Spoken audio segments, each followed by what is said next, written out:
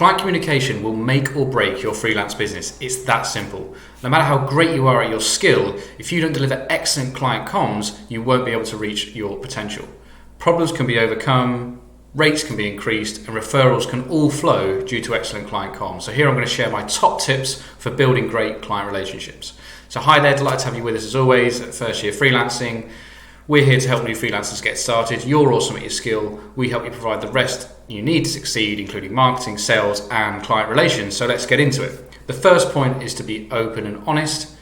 Now, I've often seen freelancers at the early stages of their freelance career make a mistake and not want to share that with their clients, maybe want to hide it or slightly spin it in a way that it's not quite the reality of what it was actually like. That is a huge mistake. Being open and honest will set you free in terms of your whole freelance career, but it's really, really key for those building excellent client communications, because even if you fear telling the truth is going to lose the client, that is the right thing, that is what should happen. But in many cases you'll find that is exactly what won't happen, because by sharing what you've done, even if you've made a mistake, the client will trust you. So you build that trust. As long as you're delivering an underpinning level of good quality work, the fact that you've been open and honest in your communications builds the trust, which is what they're looking for, and that can go on to establish long-term client relationships. I've made mistakes with early stage clients in the first few months, but because of how I responded to that through my client communication, means that they're still a long-term client of mine now, and I have an excellent working relationship. If I'd have tried to hide that mistake or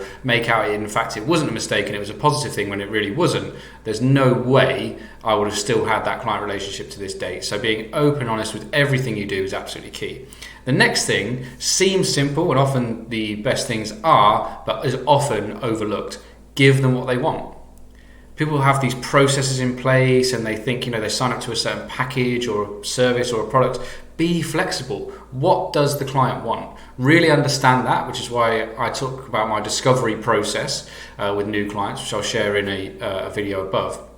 Now, you really want to understand their goals, their challenges, their problems. What do they want? And often it's to take away the stress, the hassle, and they want to make some time back.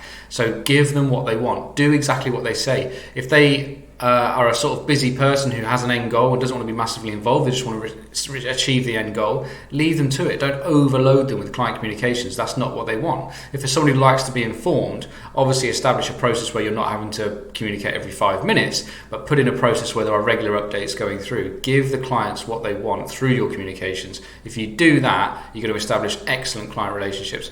And finally, be responsive and thorough. So often, and you'll find this now, if you go and email 5 service providers for something you're looking for, very few will come back to you, and the ones that do may not give you all the information that you need. So by being responsive and thorough, you can actually stand out from any other competitors in your sector. Now this goes for sales, but also client relationships, because once you've won the client, you don't want to switch from being responsive and thorough in your sales process to then not, because that's going to be a huge disappointment. They're going to have a high expectation and high standards for what they think you're going to deliver. You want to make sure you over-deliver on that, certainly not under-delivering on it. So what I mean by that is, if you get an inquiry from a client, respond to it quickly. Even if you say it's a holding contact. Say you get an email from a client with a query, put a holding email in place, say, thanks, I've received a request, I'm going to look at this tomorrow. Just let them know you've read it. Those sort of things with client communications are so important. Again, you don't want to go down the trap of having to reply every 5 minutes or having a client who calls you so you can never get any work done all the time. But you need to establish a pattern of when that's going to be and be consistent with it. So if you check your emails 3 times a day, for example, a client might only get a response after 3 or 4 hours, but that's fine. You've established that pattern, but you are being responsive. And the second point is really crucial on this, is being thorough. So this is extremely frustrating for me when I'm dealing with suppliers and previous contractors I've worked with, is when you send them out a brief or a query, they come back and answer maybe half of that, or let's say you've got 4 or 5 questions, you get 3 answered and 2 not. Well, that's not what I was looking for. I was wanting all the information I need. Now we're in a back and forth on an email thread. There's many hours and maybe days between replies, and the whole thing just becomes a mess.